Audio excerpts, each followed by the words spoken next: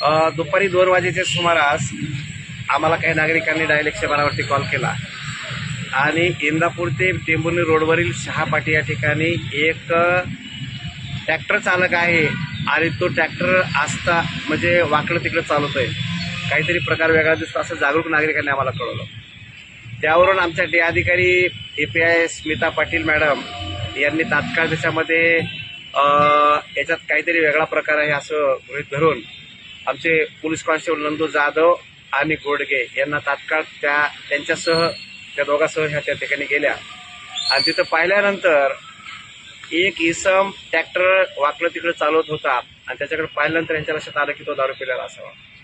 म्हणून त्याला ताब्यात घेतलं। दारू पिल्यामुळे एखादा अपघात होऊ शकतो, जीवितहानी मालमत्तेची हानी होऊ शकते, म्हणून त्याला ताबडतोब पोलीस स्टेशनला आणलं ट्रॅक्टरसह आणि त्याचं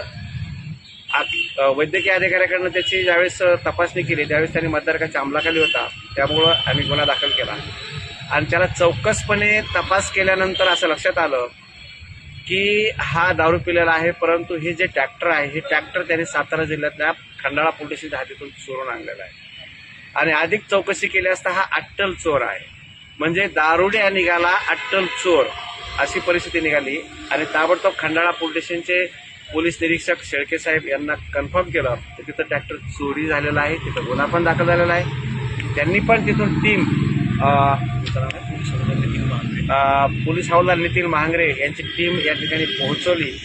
आणि तोपर्यंत आम्ही चौकशी केली असता हे अट्टल चोर आहे, तर सातारा, सोलापूर आणि बीड या ठिकाणच्या ह्या चोऱ्या उघडकीस येण्याची शक्यता आहे।